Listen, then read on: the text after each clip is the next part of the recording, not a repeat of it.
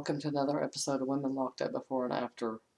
I'm making this video because there's a lot of people right now that is subscribed to me that has done time in Wilkinson County. And there's a video on here, I know y'all already saw it, about the inmate that got beat to death. And actually there was a couple of them on here already about that. And this thing just came up a couple days ago. It's about the gang control allegations that Wilkinson Prison mirrored an East Mississippi lawsuit. So that's why I wanted to bring this to y'all's attention, especially the ones that's done time there.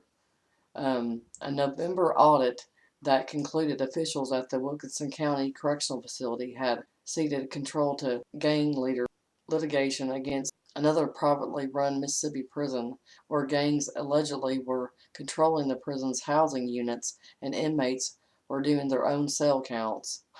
Wow, that's crazy. Despite the similarities, officials at Management and Training Corporation, which operates the Wilkinson Prison in Woodville and the East Mississippi Correctional Facility in Meridian, the subject of a federal lawsuit, dispute claims about gangs running their prisons, even though they stem from official reports. At no point have we ever conceded control of the Wilkinson facility to gang leaders, said Issa Arnita, Director of Corporate Communications for MTC. That in no way is the reality at the prison. Allegations about gangs running East Mississippi are also not true, he said. Okay, we all know not true. We know the truth. The results of the MTC initiated internal audit of Wilkinson were unveiled in a June 26 article by the Marshall Project. I'm sure y'all heard about that Marshall Project. If anybody knows about any of the stuff going on in Marshall County, which is Holly Spring in Mississippi, and Wilkinson County in Meridian, Mississippi, a non-profit news organization. The Mississippi Center for Investigative Reporting also obtained a copy of the audit, which, like the litigation against EMCF, raises concerns about severe understaffing, poorly trained staff, and inadequate counting of inmates, which affects the safety and security of staff and prisoners. The auditor's assessment of the Wilkinson prison has bolstered concerns about the use of privately run prisons. The ACLU and the law offices of Elizabeth Alexander and Covington sued the Mississippi Department of Corrections in May 2013 on behalf of inmates at EMCF alleging grave abuses and inhumane conditions. The trial ended in April 2018, but the case is still pending. Okay, also, there is a person, I'm not going to mention any names, that did a video here recently saying that Wilkinson County closed. It did not close. This right here is what's going on right now. That's why they did not close. They're trying to enforce this right here that I'm reading y'all.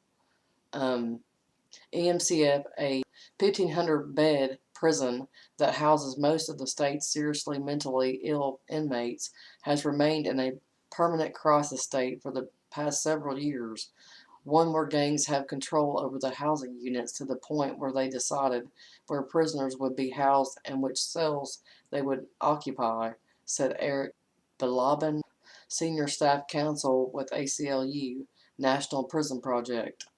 Court records show that MTC has made improvements, including increasing its staff and cell searches and reducing assaults. Eldon Vale, the plaintiff's expert witness who evaluated the facility in 2014, 2016, and 2018, acknowledged improvements in his latest report, but he said that they were not sufficient. In 2018, due to the lack of adequate security staffing throughout the prison, EMCF remains an extraordinarily dangerous prison and continues to place all prisoners at substantial risk of harm. In a post-trial brief filed in May, the plaintiffs maintained that MTC officials depend on the gangs to run the facility. The risk of harm created by gang and prisoner control over EMCF has manifested many times in assaults and extortion. One prisoner was tied up and sodomized for 4 hours by gang members who thought he stole their drugs, while officers did not intervene. Later, he was extorted by gang members and had to be moved. Segregation. That is, oh my gosh, that is bad. I didn't even know that. I'm just now reading this article. 4 hours being sodomized? Oh my God. Open dialogue with gang leaders. At Wilkinson, the audit report noted the prevalence not only STG activity but staff's tolerance of it cannot be understated. Jody Bradley, the prison's former warden, allegedly told gang leaders to control their men, and if they failed to do so, he would place the entire unit on lockdown, confirming all the inmates in the unit to their cells.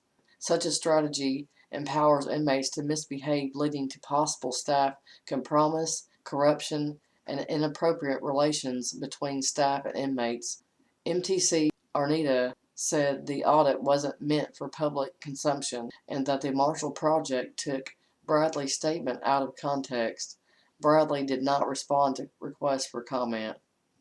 With the correctional facilities such as the Wilkinson facility, where you have approximately over 80% of the inmates affiliated with a gang, in order to manage that challenging population, there are various strategies used, including having open dialogue with gang leaders, or what we call STG leaders, security threat group leaders. In a statement, the Corrections Department said it does not condone the use of gangs to manage inmates and is still awaiting an official copy of the audit. Each day, prison officials share information with the Corrections Department contract monitor, who is aware of the challenges and the corrective actions we put in place to address any issues. Governor Phil Bryant trusts MDOC to properly handle and navigate operational challenges, said his spokesman, Bobby Morgan. The governor has no tolerance for illegal activity in our prisons. The Mississippi Department of Corrections works tirelessly with its vendors to provide a secure atmosphere for its prisoners. Huh, yeah, right. MTC operates 21 correctional facilities nationwide. MDOC hired a company to manage Wilkinson in 2013 and the EMCF and Marshall County Correctional Facility in Holly Springs in 2012. Although the prisons are privately managed, they are funded with taxpayer money.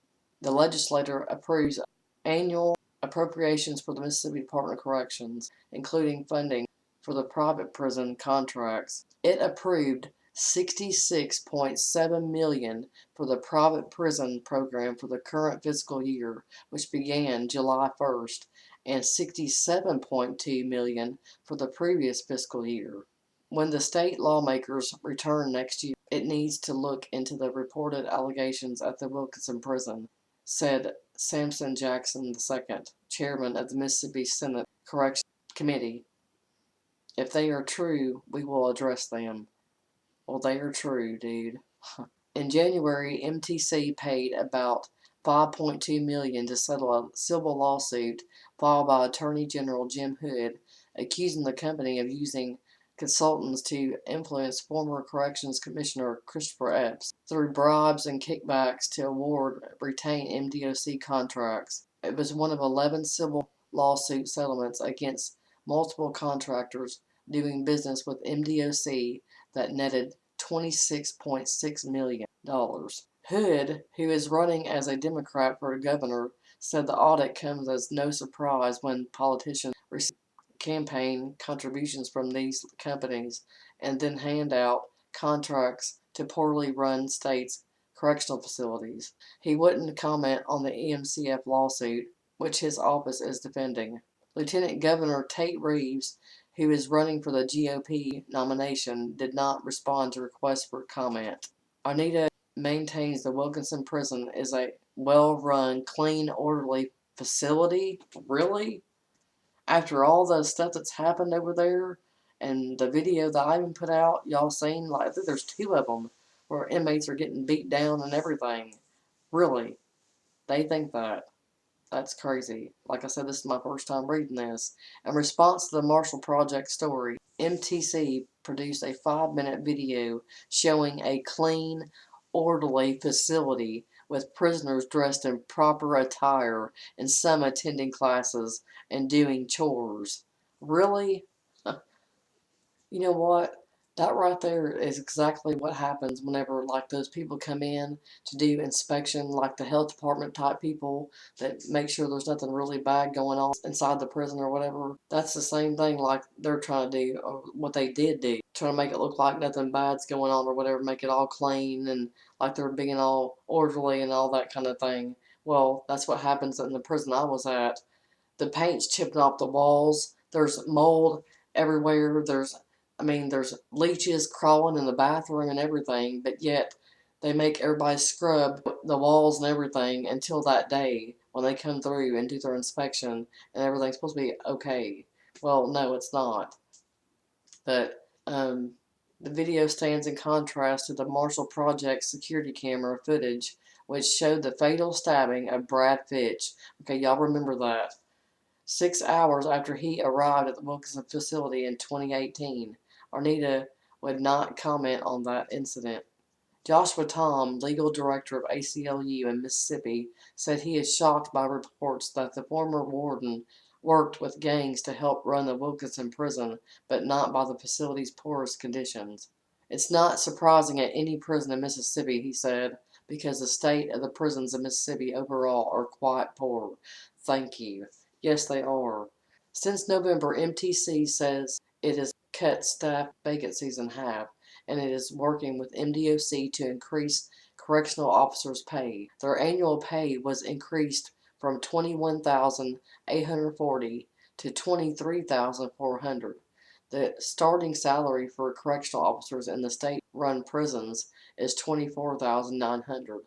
Ronnie Fisher, president of the Wilkinson County Industrial Development Authority, said he recently made a surprise visit to the Wilkinson prison. He emerged impressed with the staff finding the facility clean and orderly. Still, despite Arnita's assertion that MTC wants to operate in the spirit of transparency, he would not grant MCIR's request to interview the new warden or provide data related to its contract with the state or serious injuries or death at the prison. So while MTC is working to fix the prison's leaking roof and hardened cells, the lack of legislative oversight and transparency makes it difficult to determine whether improvements at the prison are adequate to maintain the health, safety, and security of the staff and inmates. Wow. Yeah, that was the main reason why I put this video up, because, okay, the prison had inmates that were, gang members running the prison. They was doing the counts. They was doing all kinds of stuff. I mean, they was handing out the trade. This is messed up because they were doing the actual certified count and everything. And it's crazy. I mean, that place just keeps getting worse and worse. Y'all check out that video that I've got on here. It happened this year, I think, where that guy was, the camera's literally on them the whole time. The guards are sitting there watching while that guy's getting beat down, and they still try to come back at him again. I think 30 minutes, nobody came out for 30 minutes after that, and it showed them zoom in on him and just to see if he was breathing. That's what they always do. They say if you're breathing, you're okay. They don't care. They don't. But anyway, thank you so much for watching, y'all. Thank you again for watching my video, and if you like it, give it a thumbs up. If you haven't subscribed already, please do so. And peace and love y'all. Bye.